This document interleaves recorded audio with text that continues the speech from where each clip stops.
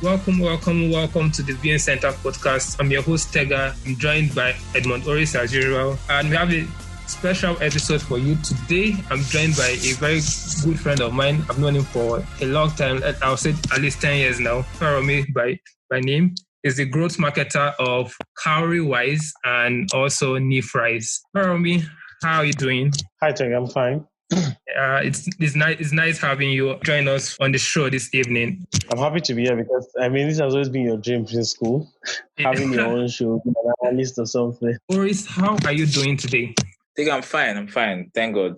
I'm cool. I'm just, chilling, resting. All right. So, Ferry, I know you just restarted Rise. You obviously had it before. You paused it to do some other things. Then you restarted it. You relaunched it. If that's the right word to use. How has that been for you? Well, it's been good. It has been tough, but. Yeah. Because you have to blend two demands together, my salary paying job and just a random dream. Yes, yeah, that's true. You earlier spoke about my dream. I think this has always been your own dream too, because I know you've always been keen on doing your own stuff, and you've always loved food related things. But so how has that been for you? Because obviously you work with Cowrywise, that's your full paying job, and you also have your own entrepreneurial job. Do you have to work from home because of this? Well, currently, work from home, and I do not necessarily need to be at my shop. Yeah. I just need to plan some things down and things going at the shop. So it has been tough, actually, and it has led to some clashes, but things are beginning to smoothen out. I feel that's great because I'm doing just one thing, then my own passion, which is doing a podcast also. And it's kind of tough, doing those two things together, doing my own job and trying to also have time to do a podcast at the same time. So I can imagine you that do this every single day.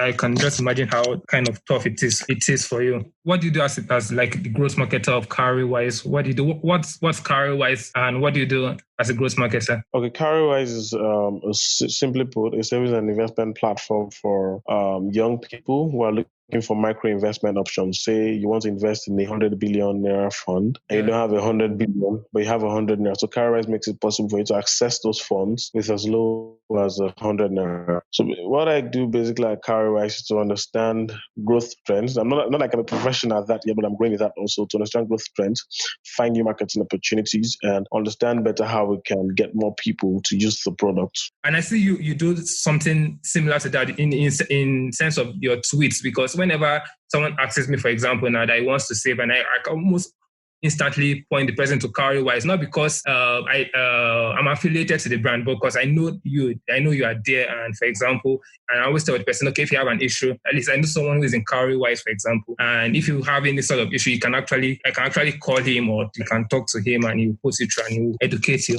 So that was why I decided to invite you on the show, because personally there are some things I see going around, especially in Nigeria, which are kind of growing now. That trend is kind of growing, which is multi-level marketing. But first, I wanted to first discuss about investing, because I know a lot of people save, for example, on Cowrywise and are expecting a return at the end of, let's say, a year or let's say 6 months. How does Cowrywise now get this interest for people? Because I'm trying to make a distinction between what you guys do and some other forms of investment or people also do. It's interesting that people always ask this question, because the truth is some people assume that we just say, okay, you guys will earn 10%, you guys will earn 15%, you guys will earn 12%. No, that's not how it works. What happens is very simple. There's an asset that Cowrywise invests your money in. Yeah. What you earn is a reflection of that asset. Of course, probably might be 12% and Cowrywise gives you 11.5 or Cowrywise gives you 11%, but everything is a reflection of that. So Cowrywise cannot invest in an instrument that says earning you 12%, for instance, and promise you 18% or promise you 19%. In essence, in the real sense, Cowrywise does not create the interest rates. Yeah. So currently what we do is for people that save and lock up their plans, we invest in a mix of treasury bills and government bonds, because their treasury bills are low risk instruments, while bonds are a bit of a medium risk level instrument. But that combination gives people the kind of security that they need to keep their funds safe. Do you understand that? So that is how Cowrywise earns money to actually pay people. It comes from an asset that Cowrywise invests the money in. It doesn't come from like, oh, Cowrywise just creates an interest rate. Okay, very quick, like a question kind of like, so like the investment now, what if the investment you guys invest our money in or people's money in, for example, yes, what if it doesn't go so well? Because you know investment now, you could invest and sometimes you could lose your money. Do you get? So how are you guys to be able to identify 100% returns? Do you get? What if you invest the money? Do you understand what I'm saying basically? When it comes to investment, there are three broad categories of investments. There are low risk investments, there are medium risk investments, and there are high risk investments. Low risk investments simply means that no matter what happens, your capital is safe. There's nothing like a zero. Of course, you can call it, when you are designing financial models, or something known as we call it the zero risk rate. That is rates that are associated with zero risk. Those are rates that come from government-based instruments like treasury bills that I've mentioned. Do you understand? So what we invest people's money in is simply low risk instruments, because the truth is, globally, the safest form of investments are treasury bills. Yeah. Your capital is not affected no matter what happens. So we do not invest anything outside what we promise people, the treasury bills and government bonds. Now, this is possible by something known as an IPS, the investment policy statement. So what the investment policy statement simply states is, okay, this is how we are going to invest Tega's money. This is how we are going to invest Feranmi's money. And we cannot do anything outside of this provision. To ensure that that is clearly done, there's someone known as the trustee. The trustee's job is simply like, say, a quality assurance person that says, okay, you've promised these guys they're not going to invest their money in stocks, you're not going to invest their money in Bitcoin. Yeah. We will be here to ensure that you actually do not invest their money in those things, and you only invest their money in what you tell them you invest their money in. The trustee also ensures that as the returns come in, you as the person investing with Cowrywise, you earn the accurate returns. So that is primarily how we invest the savings of people. However, we have mutual funds from different fund managers. Those invest according to the risk level associated with each fund. So you have high risk funds, mutual funds that invest in stocks. You have medium risk funds that invest in bonds. Then you also have low risk funds that invest like Cowrywise savings. So if you get me clearly, we have the savings products, we have the mutual funds products. Savings products invest majorly in treasury bills, while we have mutual funds that invest in different risk level instruments. So we have the low risk again, we have the medium risk, we have the high risk. I don't know if is that clear? Yeah. For me, it's actually clear. Because why I was asking this question about investment, because recently there's been a trend going around of Nigeria, and it's all over the world, but especially it's been rising in Nigeria. This stuff of multi-level marketing, where they tell people bring your money and they promise them crazy things that could happen with your money. They tell you, for example, now I've been in a multi-level marketing meeting before, and I tell you something you do as a side hustle with your job, and you need to put in a certain amount of money and just tell people to bring in money. It's basically a pyramid scheme, and I see a lot of people do those sort of things. Just say Tega, just say MMM, just say MMM. No, exactly. But no, just say MMM. MMM is actually even different from multi-level marketing, because multi-level marketing, what they do is they'll tell you you buy a certain amount of products, but they don't really talk about the product. They talk about you always bringing people. You need to bring one person, you need to bring one person, you need to bring one person. And to climb a ladder, to climb one ladder. Exactly. And I don't know, Ferry, what you actually think about those forms of, because people actually at the end of the day, they call it investment, that we are investing our money and we expect returns, we expect to climb a ladder and be maybe top 5, top 10, or those sorts of things. Okay, so I like to define investment as you putting money into an asset that generates return for you. Yeah. If I was putting money to just buy the product and I'm making money based on the product, yes, that's an investment. But bringing people to make more money, yes, you can call it referrals, but not necessarily an investment. The only actual investment there is I put money in a product, I sell the product, and I get money back based on the product. Any external promises based on referrals are not actually investments. So I do not do multi-level marketing. However, what I really advise people to do is focus more on whatever it is you want to sell. Do not build dreams around referring people and making money from bringing people to a certain platform. Exactly. Like I said earlier, I've been in one of their meetings, and what they will tell you when you go to such meetings, because this is something I've been in for a short period of time, and I noticed that for me, basically, anything that has to do with multi-level marketing, for me, it's a scam, because what they don't tell you when you get to the meeting, they don't tell you you make money from the products. They tell you things of you need to recruit, you need to bring more people, you need to bring more people, you need to recruit, you need to keep recruiting people. And at the end of the day, you find out that what they told you, the dream they sold you was that obviously this is a side hustle that you can do with your job. By the end of the day, you find out that this is not a side hustle at all. This is something you need to put your effort. You need to put. In fact, I was in a meeting when one person actually said, one of the so-called leaders said, every single day you need to make a call, or you need to message up to 100 people and try and convince them to actually join your, I don't know whether your team, and view and keep on referring.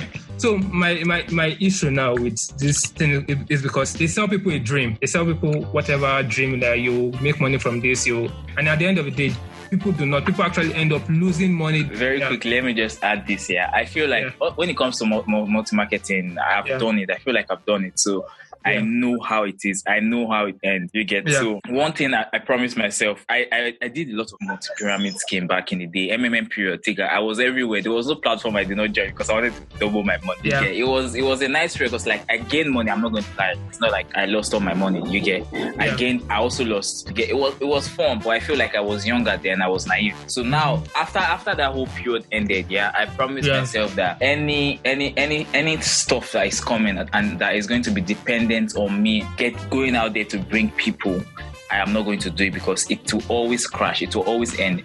A person, you'll get to a point where you will not be able to convince people because people that you've convinced have not been able to convince people. So you're just stuck. You get, and most times you've already invested so much money, already climbed the ladder. You've made promises to a lot of people that you're going to get your money back. You're going to do this. You're going to do that. But like Feranmi has said, they don't have any 100% guarantee that you're going to get your money. So it's just somehow like robbing Peter to pay Paul, and the money just keeps circulating in the system. Do you understand what I'm saying? Yeah. So I feel like the first thing, once anybody comes to me and most of all this kind of business, after I look at it, the first thing I ask, why I have to bring? Obviously, and the worst part is some of these guys, they won't tell you that you need to bring people. You get, they won't tell you until you've invested. And when you've invested, you just rent their stock. Then that's when you start seeing that, I actually need to ginger people before I can move on. Then your money is gone. So my advice to people that are listening, especially the young ones, I feel like young people, young guys and girls that are hustlers, that are trying to make money and make ends meet.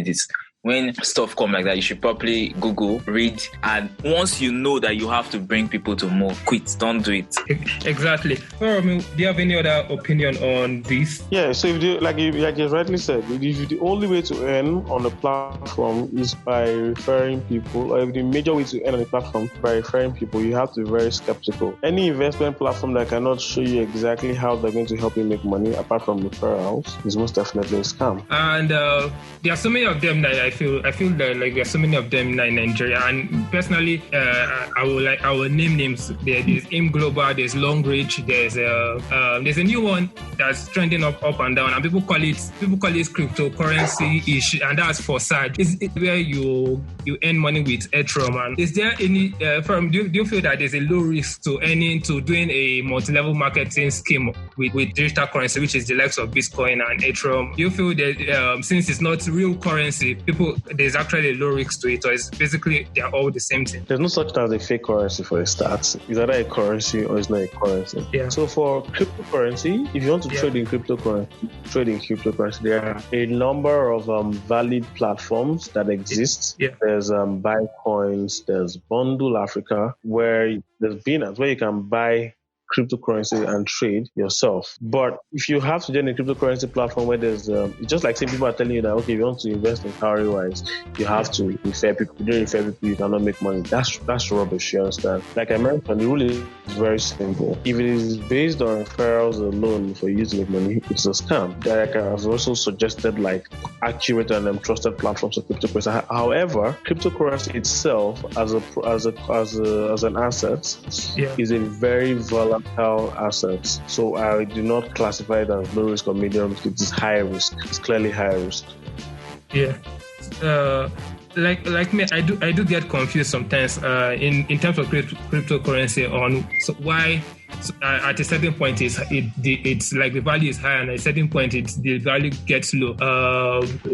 Do you have any ideas as to why that's the case? Because for example now, why the value is always fluctuating? Why is it always changing? Sometimes because I'm not into Bitcoin. I feel like I don't understand it yet. It's something I want to do, but I'm not there. But sometimes I see my friends, they're complaining that Bitcoin don't drop, price don't drop. Then sometimes they are happy that the price is very high. I really don't understand it. So like, can you throw more light on why it goes up and down? No, I can't. I don't have a strong opinion to speak. I don't have strong intelligence to speak much about that. So I don't think I do not have insight, but I would rather not speak about it because I'm not yet so good at it. Yeah. However, if you want to really learn more about crypto, there's a book written by someone on Twitter. His name is Timmy God on Bitcoin. It's the best I've seen. I've started reading it. So it's something that you can all check out. Timmy God on Twitter, the founder of Bitcoin Africa. Well, it was nice having you. I just wanted to check in on you because it's been a while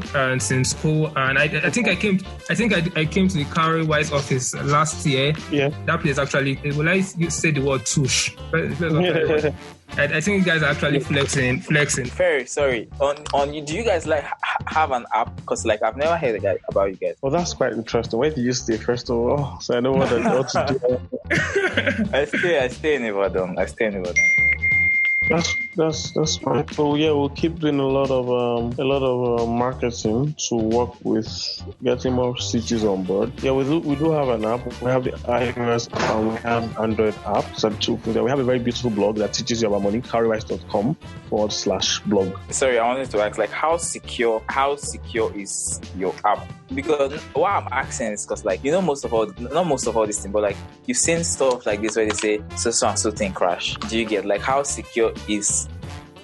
If you say I want to join now and I want to go and save, you guys save money now. That's what you guys do, yeah. And I want to save, let's say, like 500k on your app. Do you get? Is there any possibility that one day we can wake up and then the app is not opening again and we can't access our money? I don't know if this is a stupid question, but like I just wanted to ask. So one thing that people fail to understand is when you invest with a firm, your money does not sit on the app. If for some random reason today the app refuses to open, your money is not sitting on the app. So this is the process of how investment platforms work. So Cowrywise is a digital platform that works with still the traditional basics. You invest your money with Cowrywise. A trustee warehouses the money. The trustee is regulated by the Securities and Exchange Commission. Now, the trustee ensures that your money is kept properly with a custodian. At no point in time is your money sitting in the app. What the app does for you is just to help you interact with where your money is via the app. So the app is an interaction point between you and your money. Your money is not sitting in the app. That's the first thing. Secondly, we have a very strong security base, bank-grade security for the apps. That's just to prevent undue login so that people don't transfer your money up and down. That is very, very key to us. So that is placed there also. Thirdly, no payment information is stored with us. It is kept with the payment processor, which is there's a global standard for payment processors. That is the Paystack. So they're the ones that store the payment information. So there are three levels to the security. There's the investment, there's the fund security, there's the access security, there's the payment information security. And I've explained those three. I don't know if you get that. Yeah. So there's zero possibility that one day we'll wake up and hear that Cowrywise has crashed. No, so it's impossible. Let me explain how deep it is to you. Yeah. If, for instance, today the Cowrywise team wakes up and say, "Want to take your money to Canada," we can't because of the trustee. Do you get it? So the trustee is regulated by someone like the way you have CBN for banks. The SEC is the one that regulates investment platforms. So for banks, you have the NDIC, Nigerian National Deposit Insurance Commission. For investment platforms, you have what is known as the trustee, which is regulated by the Securities and Exchange Commission. So it's actually impossible for anybody who is in Cowrywise. So having saving our money on Cowrywise is the same thing as saving our money being in our banks? No, it's not the same thing. It's not the same thing. Okay, not the same thing. Obviously, you guys will make it better for us and safer and invest and give us interest, and other banks will take your money. But like the in terms of security now, security level, it's as safe as our money being in banks. Like staying First Bank waking up one day, because I am never scared that First Bank wake up one day and crash. Yeah, it's safer than Banks can crash, by the way. That's a normal thing. That's the truth. Banks can crash.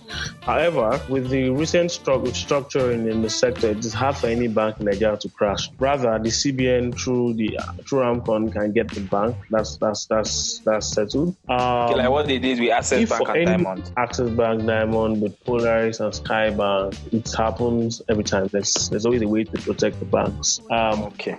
However, if for instance a bank is about to crash, your money is insured to 500,000. The difference there is that's with the bank, but with a trustee, your money is 100% secure. It is what you put, for instance, in Cowrywise. Whatever happens, what you will get back. Do you get my point? Yeah, I do. Those are the basic things. So the entire structure is tied back to the Securities and Exchange Commission, which is the overall head of investments in Nigeria, while the CBN is the overall head of banking. So the difference between banking and investment bodies in Nigeria. Yeah. As we end today's podcast, on a lighter note, I did see your tweet today, Feranmi, about delivery guys, people who do delivery, and you were apologizing to Chicken Republic about delivery. Mm-hmm. How has that been?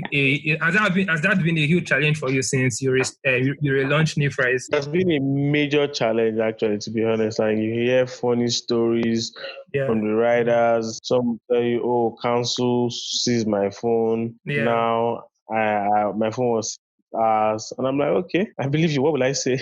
What else? It's have you got any funny story like the driver ate your client's food? Like, maybe the guy eats the food and tells you he couldn't get there, had an accident or something.